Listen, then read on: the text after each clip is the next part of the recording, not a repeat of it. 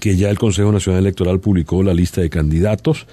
Está en la página web del organismo. Ahí están los 2.719 aspirantes que se medirán por los 165 escaños de la Asamblea y los 12 del Parlatino. Y sobre todo en la prensa del interior de la República, la prensa regional, tenemos abundante información sobre el simulacro que se va a dar este domingo. Por ejemplo, el Clarín en La Victoria le dedica a esto su gran titular. El gran titular del diario El Norte en Barcelona: 150 máquinas para el simulacro que se va a dar en el día domingo en el estado Anzoátegui. Pues para hablar del simulacro, para hablar de las listas, de los candidatos, para responder, digamos, todas las inquietudes e interrogantes que tengan ustedes con relación a este proceso electoral, nos da muchísimo gusto en darle la bienvenida acá al estudio, al programa, al doctor Vicente Díaz, quien es rector principal del Consejo Nacional Electoral. Vicente, bienvenido en la mañana de hoy al programa. Saludos, César, saludos a ti y a las personas que nos están escuchando. Muchas gracias por invitarme. Y por supuesto, nuestros teléfonos están a la total disposición de ustedes. En Caracas, acá en el estudio, el 201-6072, 263-1090, el Twitter @cmrondón y el email cmr@exitosfm.com. Dada tu experiencia, Vicente, cuando estamos ya a casi un mes de distancia, ¿cómo ves la situación desde el Consejo Nacional Electoral? Bueno, la situación la veo como es clara para todo el país, desde el punto de vista técnico, logístico, operativo, funcional. Las elecciones están prácticamente listas desde el punto de vista del despliegue tecnológico, desde el punto de vista de la programación de las máquinas, desde el punto de vista del registro electoral, de postulaciones. Funcionó perfectamente el sistema automatizado de postulación, está funcionando perfectamente la fiscalización electoral. Tenemos un sistema automatizado de fiscalización electoral que se complementa y es la herramienta tecnológica sobre la cual se apoyan los fiscales electorales que están desplegados en las regiones. Se está en pleno proceso de rendición de cuenta de los actores de sus finanzas, la apertura de libros, donde registran los gastos y los ingresos, el origen de los gastos, el destino de los egresos, de manera que se pueda auditar las contabilidades y las finanzas de los partidos. Y desde el punto de vista de innovaciones para este proceso electoral, por ejemplo, tenemos los centros móviles. Son 42 centros móviles que vamos a tener en todo el país, que el nombre centro móvil creo que es un nombre desafortunado, pero sin embargo es el nombre que se les dio en la ley. ¿Por qué desafortunado? Bueno, porque da la ilusión de que son centros itinerantes, donde hay pareciera que es un autobús que va de población en población buscando votos. Y eso no es así, simplemente es un centro que se instala en una población donde no hay un centro educativo disponible, se instala allí con una semana de anticipación. Es un centro donde los electores se inscribieron, donde hay testigos de todos los partidos políticos, donde se deja fijo durante toda la elección y se retira posterior a la elección, y que funciona igual que un centro fijo, solamente que se arma y se desarma. Pero el nombre de móvil pareciera que es itinerante. Estos son 42 centros móviles que abarcan aproximadamente una población de 14.000 electores y que es una forma de llevarle el voto a los electores. Al mismo tiempo, y en el marco de toda esta despliegue operativo, logístico y tecnológico, que a mi modo de ver nos configura como el Consejo Electoral de las Américas de mejor plataforma y más avanzado. Al mismo tiempo, eso va de la mano con una normativa electoral y con un marco regulatorio electoral y con una disposición del Consejo Nacional Electoral de monitoreo de campaña y de aplicación de sanciones del siglo XIX. Es decir, existe una paradoja que, por un lado, mientras avanzamos desde el punto de vista de garantías, de auditoría, de desarrollo, de transparencia, y estamos mejorando cada día más nuestra plataforma tecnológica y nuestra capacidad de acercar el voto al elector. Por otra parte, seguimos retrocediendo en materia de control de las campañas y somos testigos de campañas profundamente desiguales y ventajistas. Entonces, ese es el escenario en el cual vamos a desarrollar estas elecciones, a menos que se corrijan de aquí a que se inicie la campaña. ¿Y habrá de que se corrijan? Bueno, yo creo que depende de la voluntad. Por un lado, la ley que se aprobó en agosto del año pasado es una ley, a mi modo de ver, mala. Es una ley que no corrige ninguna de las grandes fallas que tenía los procesos electorales en Venezuela, sino que más bien los profundiza. Luego la normativa, el reglamento que se hace de esa ley tampoco los corrige. Entonces cosas como la inversión de gasto público en materia de publicidad no se controla. Uh-huh. Por ejemplo, las cadenas presidenciales, por ejemplo, programas como el Presidente, que son programas del Estado venezolano, y sin embargo que se utilizan para darle promoción a un partido político, eso no se regula en la ley. Sin embargo, a pesar de eso, la normativa electoral permite que el Consejo Nacional Electoral, la normativa existente, la vigente actualmente, permita y faculta al Consejo Nacional Electoral de ponerle coto a los abusos de campaña. De manera que en este momento la pelota está de nuestro lado. Si nosotros jugamos con la del pelota, lado del CNE. Del lado del CNE. Cuando digo nosotros somos los 5 rectores. Yo en reiteradas oportunidades he planteado la necesidad de investigar y abrir expedientes administrativos al presidente de la República por violación constante de la normativa de campaña y no solamente la normativa de campaña, sino algo principal y que está por encima de la normativa, que es la equidad, que es la igualdad. Incluso hay cosas que pueden ser que no estén cubiertas por la normativa, pero están cubiertas por los principios éticos de cualquier elección en el mundo entero. Y el principio fundamental sobre el cual descansa una elección en el mundo entero es que la competencia sea entre iguales. Es decir, que el candidato A y el candidato B vayan a la pista electoral, vayan a la contienda electoral, vayan a la carrera electoral en igualdad de condiciones. Es un principio fundamental de las carreras electorales en el mundo entero. Y sin embargo, dada la naturaleza política y la complejidad que tiene el país en este momento la realidad es que los contendientes electorales no van en igualdad de condiciones y eso definitivamente es una mancha, una mácula que tenemos que los rectores del Consejo Nacional Electoral que superar para llevar las elecciones venezolanas al umbral del siglo XXI, donde está nuestra plataforma tecnológica. Les recuerdo a nuestros oyentes, estamos conversando en la mañana de hoy con el rector principal del Consejo Nacional Electoral, Vicente Díaz, a disposición de ustedes. Nuestros teléfonos en Caracas, el 201-6072, el 263-1090, el Twitter @cmrondón y el email cmr@exitosfm.com. A propósito de lo que conversaba Vicente, Julián Aguilar en Valencia pregunta cómo van a contener el ventajismo electoral del gobierno en la campaña. La única forma de contener el ventajismo electoral del gobierno en la campaña es una decisión autónoma que puede tomar el Consejo Nacional Electoral. No hay otra. Esa es una decisión que tiene que tomar el Consejo Nacional Electoral. Es lo que yo he llamado ponerse los pantalones largos, hacerse mayor de edad. ¿Y habrá disposición entre tus colegas del directorio para ponerse esos pantalones largos? No lo sé. Yo seguiré sometiéndolos a prueba, a esa disposición. En el Consejo Nacional Electoral las decisiones son por votación, habemos 5 votos, esos votos pueden ser 5-0, 4-1 o 3-2. Yo seguiré sometiendo a prueba esa disposición, seguiré planteando los casos que haya que plantear, seguiré planteando las violaciones de la normativa, seguiré exigiéndole a mis colegas una respuesta frente a esto. Y bueno, veremos la disposición que hay de ponerle coto a esta situación. En las próximas medidas que se van a tomar, entre ellas es invitar a los medios de comunicación a una reunión que se va a efectuar en el Consejo Nacional Electoral con todos los medios de comunicación para tratar de establecer las reglas del juego de la campaña. Sin embargo, aquí no solamente se trata de una invitación y un exhorto, sino se trata de asumir la responsabilidad que tiene el Consejo para evitar que cosas, por ejemplo, como lo que sucede en Venezolana Televisión, que constantemente están pasando comiquitas que denigran de los candidatos y factores de la oposición, se les ponga coto. Yo, por ejemplo, estoy planteando para el próximo Consejo Nacional Electoral, para la reunión que vamos a tener el próximo miércoles, que así como mis colegas rectores plantearon en la reunión pasada que el PSV estaba haciendo una denuncia de que están utilizando sus símbolos sin su permiso para hacer una campaña por internet sin autorización del PSV y que vinculaba problemas serios desde el punto de vista social, de inseguridad, el tema de los alimentos en Pedeval, un conjunto de problemas nacionales con el PSV y el PSV con toda razón, por cierto, denunciaba esto y solicitaba la intervención del Consejo Nacional Electoral para ponerle coto, para ponerle fin a esta campaña.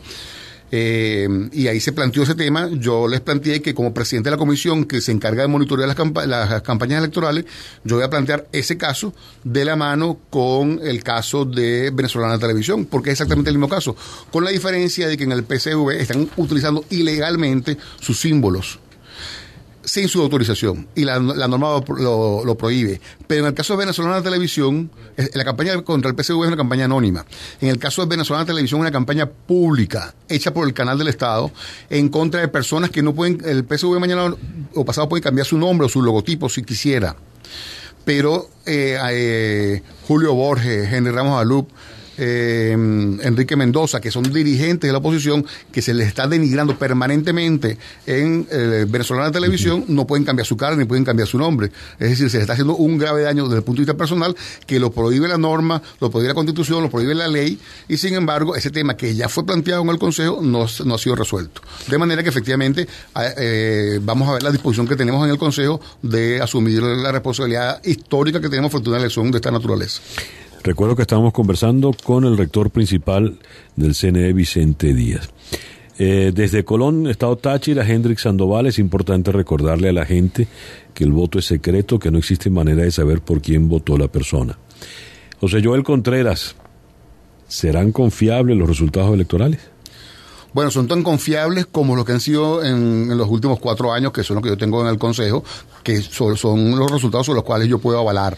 En esos 4 años ha ganado el gobierno, ganó en el 2006, ganó la presidencial en el 2006, ganó la enmienda, perdió el gobierno y ganó la oposición la reforma, y los resultados de las regionales del 2008, la mayor parte de las gobernaciones las asumió y las ganó el gobierno, pero los estados más grandes del país y las principales capitales del estado del país las ganó la oposición, de manera que estos resultados van a expresar claramente la voluntad del pueblo. Lo que yo creo que sí es importante es lo que se refería a la llamada anterior, creo que de Valera, donde hablaban de la importancia de ratificar el secreto del voto. Y digo que es importante no porque pueda estar en cuestionamiento, sino porque lo utilizan gente inescrupulosamente diciéndole a funcionarios y a empleados que tienen que ir a votar de determinada manera porque ellos pueden saber por quién votan, cosa que es falso, pero aprovechándose de la inocencia de la gente, entonces lanzan campañas de esta naturaleza para intimidar y para amedrentar y para evitar una de las cosas más importantes, que es que el elector se pare frente a la máquina a ejercer su derecho al voto en absolutas condiciones de libertad.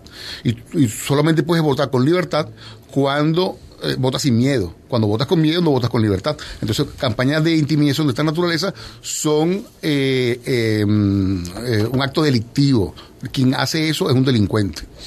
Vicente, mencionaste resultados electorales. Fernando Fernández, en Caracas, pregunta, ¿dónde se pueden conseguir los resultados exactos de las elecciones de la reforma constitucional?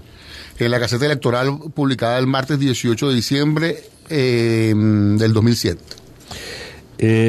Tengo acá dos preguntas que coinciden. Ricardo Berrisbeita, ¿tendremos resultados en el mismo lapso que los tuvo Colombia en las pasadas elecciones presidenciales? La quiero unir a la pregunta que hace Patricia Chung. ¿A qué hora se podría emitir el primer boletín de resultados ese día? Los resultados de las elecciones se van a dar aproximadamente 2 horas y media después del cierre de la última mesa. Hay una diferencia importante con Colombia que vale la pena destacar. En primer lugar, los resultados que hay en Colombia no son resultados oficiales, son proyecciones que hace el organismo electoral.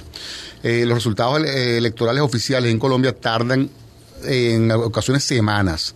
En segundo lugar, en Colombia cierran las mesas a las 4 de la tarde, haya o no haya electores en las mesas. En Venezuela, por ley y por voluntad del organismo electoral, en respeto a que todo el mundo tiene que ejercer su derecho al voto y que todos los votos son importantes, se mantienen las mesas abiertas hasta que no vote el último elector que esté en la cola. Lo que no se puede hacer es mantenerlas abiertas sin electores, pero hasta que no haya, mientras haya electores en la cola, se respeta el derecho al voto. En Colombia se cierran a las 4 de la tarde, haya o no haya electores. De hecho, mucha gente parada frente a la mesa, no solamente que está haciendo la cola, sino que está parada frente a la mesa, a las 4 de la tarde cierran y ese elector dejó de votar.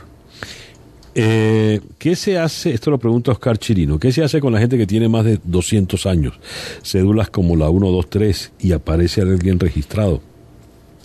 Bueno, lo que se hace en ese caso es que si tenemos la evidencia que la persona falleció, se suspende del registro electoral. El tema es que mientras el Consejo Nacional Electoral no tenga un certificado de defunción, no puede retirar a nadie del Consejo Nacional Electoral, del registro electoral. Es decir, por su propia cuenta, una de las cosas que han exigido todos los auditores, todos los partidos políticos, es que el Consejo Nacional Electoral no tome decisiones administrativas sobre el registro electoral. Es decir, que por su propia cuenta no incorpore electores, no saque electores, no mueva electores. Es una solicitud de todos los partidos. Y eso se tiene que respetar en todas las condiciones. Eso incluye a las personas que tienen más de 100 años. Si no tenemos el certificado de defunción de esa persona, el Consejo Nacional Electoral por su cuenta no puede suspenderla del registro electoral. Pero el que esté en el registro electoral no quiere decir que voten. Ojo, hay personas que pueden estar en el registro electoral, de hecho en el registro electoral hay personas que tienen más de una cédula, y eso lo tenemos identificado. Simplemente se les inhabilita toda su cédula y se les deja con la cédula original. Y todas las demás, aunque estén en el registro electoral, no se les permite votar. Y eso se le denuncia en el SAIME para que tomen las acciones, porque quien emite cédula no es el Consejo Nacional Electoral, sino que el SAIME. Varias preguntas sobre la modificación de los circuitos electorales. Juan Carlos Méndez, en Caracas, la acomodaticia ley de circuitos electorales puede ser un arma de doble filo. José Pérez, rector, ¿cómo es que sacando más votos la oposición puede tener menos diputados? O, tal como la plantea Pedro Pérez, luego de la modificación de los circuitos electorales, ¿cuál debería ser la proporción de votos de la oposición para lograr mayoría en la Asamblea Nacional? Bueno, mira, no hay una ley que modifique los circuitos electorales. Lo que hace la ley y la Constitución es asignarle la responsabilidad al Consejo Nacional Electoral para que creen los circuitos electorales, lo que oficialmente se llama circunscripciones electorales. Eso es lo que existe. Una resolución del Consejo Nacional Electoral que conforma las circunscripciones. Esa conformación de circunscripciones que se hizo es una conformación política, con pocos criterios técnicos.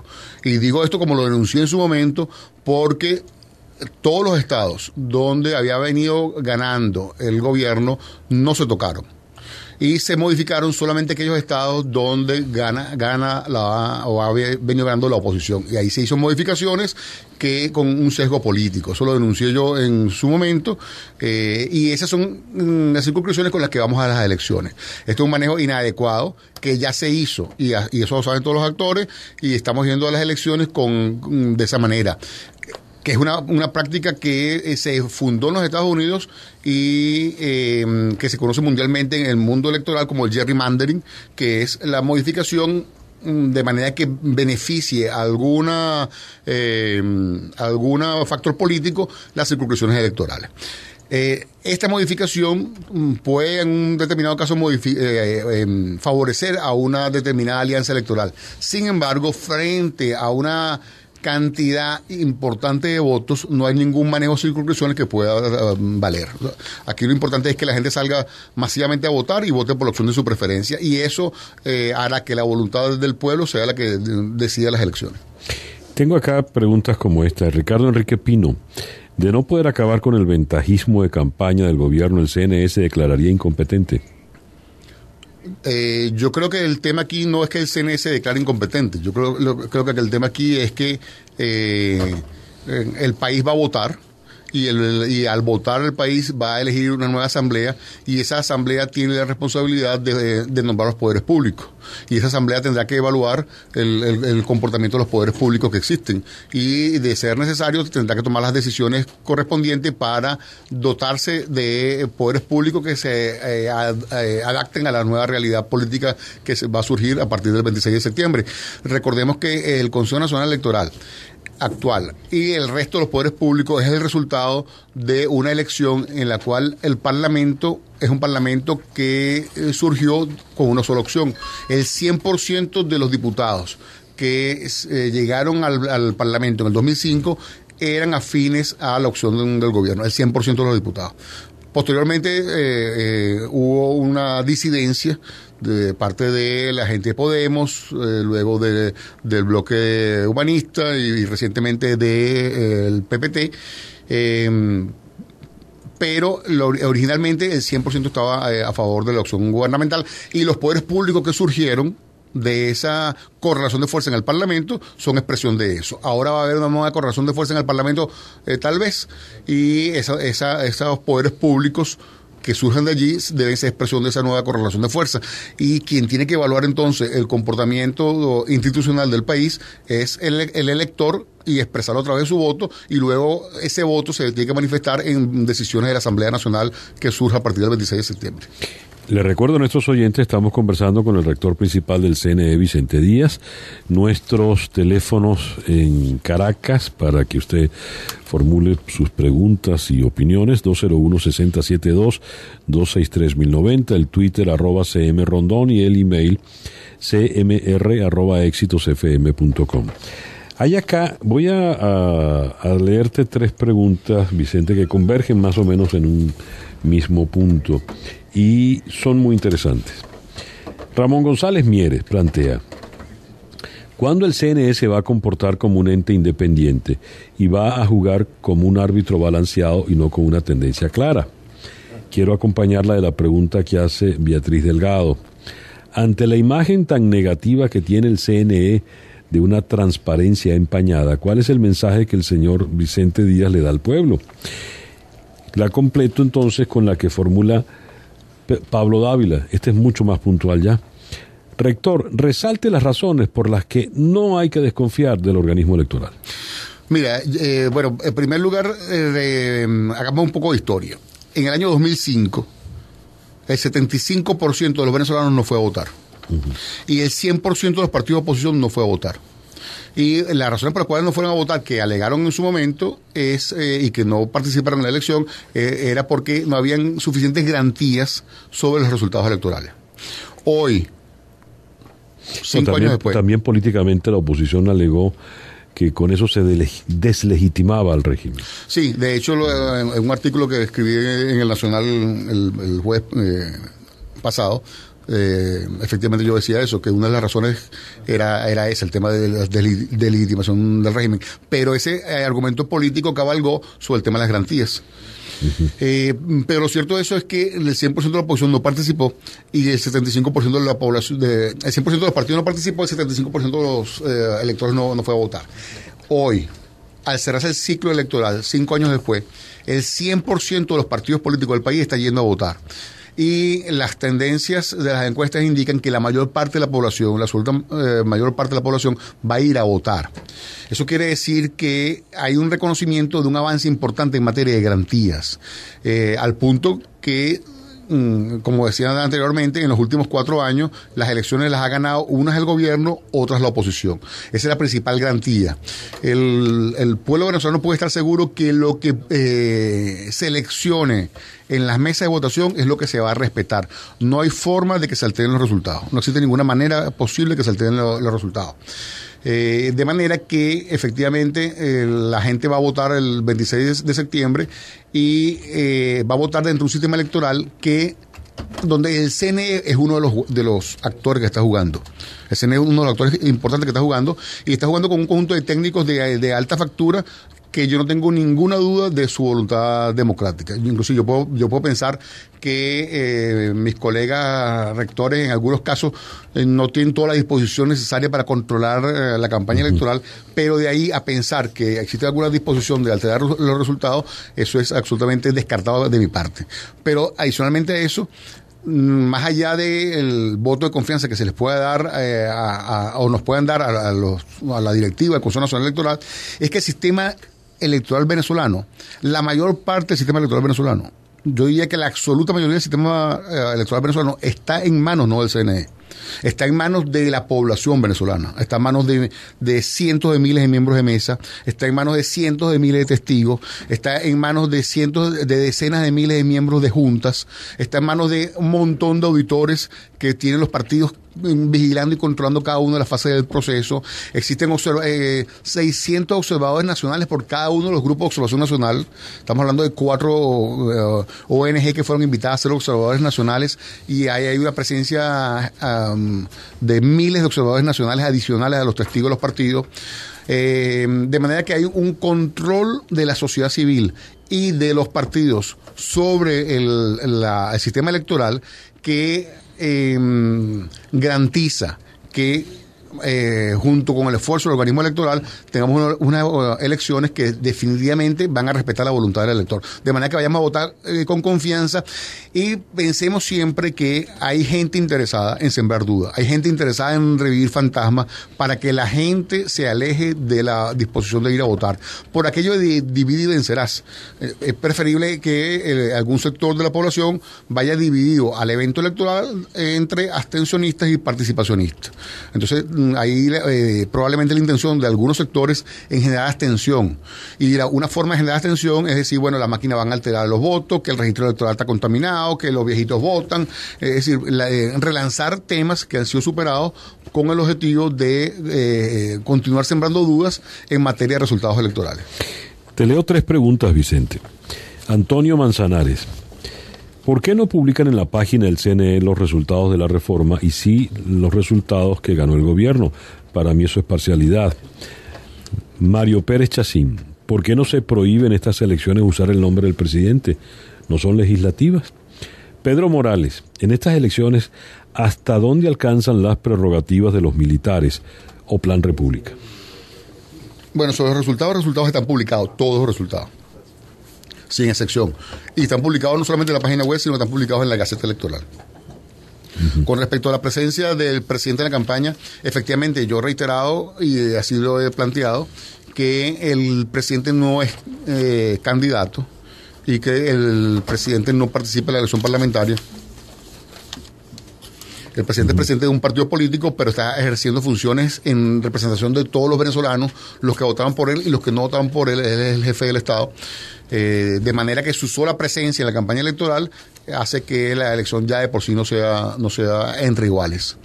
Eso lo he reiterado en diferentes oportunidades y creo que una medida sana sería exactamente esa, que en elecciones que no sean presidenciales el presidente no pueda participar en esas elecciones. Pero bueno, esa es la realidad con la que estamos viendo la elección. Pero eso sería lo deseable y es lo que yo he propuesto en reiteradas oportunidades. Y la última pregunta que me hiciste allí... Perdón. En estas elecciones, ¿hasta dónde alcanzan las prerrogativas de los militares o Plan República? Alcanzan hasta donde han llegado siempre, es decir, el resguardo del material electoral y el resguardo de los centros de votación. No tienen ninguna otra. Y efectivamente, para aclarar esto aún más, el Consejo Nacional Electoral va a publicar en un afiche en cada uno de los centros de votación cuáles son las funciones del Plan República y lo va a publicar en la prensa nacional, de manera que todo el mundo sepa hasta dónde llega cada uno de los actores, en este caso el Plan República, qué es lo que puede hacer y qué es lo que no puede hacer. Fíjate, hay un comentario interesante a raíz de lo que acabas de decir. Lo formula María Fernanda Rodríguez. Es decir que quienes de verdad garantizan los resultados son los miembros de mesa y los testigos. No, quienes garantizan el resultado es el sistema completo de votación. Definitivamente la presencia de los testigos es fundamental. Fundamental. Una mesa sin testigos es una mesa donde uno de los actores políticos no están representados. De manera que eso es fundamental. Luego, los miembros de mesa son sorteados. Y es importante que todas aquellas personas que fueron sorteadas, que se presenten. Es una responsabilidad cívica. Yo invito a todo el mundo que consulte, mandando su cédula de identidad al número de mensajería de texto SMS 2637. Manden su cédula de identidad y ahí sabrán si fueron seleccionados miembros de mesa. Si fueron seleccionados miembros de mesa, métanse en la página web, vean dónde les corresponde su capacitación y asistan. Si no se capacitan, no tienen la credencial. La participación de los miembros de mesa es fundamental. Pero luego de eso, el sistema está diseñado y está auditado y está vigilado y está controlado, de manera que es imposible que un voto introducido en la máquina de votación sea alterado. Hay un control absoluto de eso y se cotejan las actas de cada mesa contra lo que está en la caja de resguardo con los comprobantes de votación, con la verificación ciudadana, y se coteja esa acta contra el acta de totalización final, donde el CNE entrega los resultados a todos los partidos y al país acta por acta. Es decir, no solamente que dice, bueno, ganó con tantos votos, sino que dice ganó con tantos votos en cada una de las mesas donde ganó, y eso se coteja voto a voto contra lo que aparece en las actas, de manera que no hay posibilidades de alteración de los resultados, pero sí es importante la presencia de los miembros seleccionados y de los testigos de mesa. Nos estamos acercando hacia el final, Vicente, y son muchas las preguntas. Perdón, tengo aquí Dailin Gómez. ¿Qué es eso de la eliminación del sello de no votó? ¿Puedes explicar? No, el sello de no votó no se eliminaba, el sello de no votó estaba plenamente vigente. Lo que se eliminó fue el sello votó. ¿Por qué se eliminó el sello votó? Bueno, porque si la persona va al cuaderno, vota y pone su cédula de identidad, pone su firma y pone su huella digital, no hay mejor sello que votó que la firma de la persona y la huella digital. Al final de cuentas, el sello de votó no dice que es la persona la que votó. En cambio, su cédula de identidad y su firma es el mejor sello.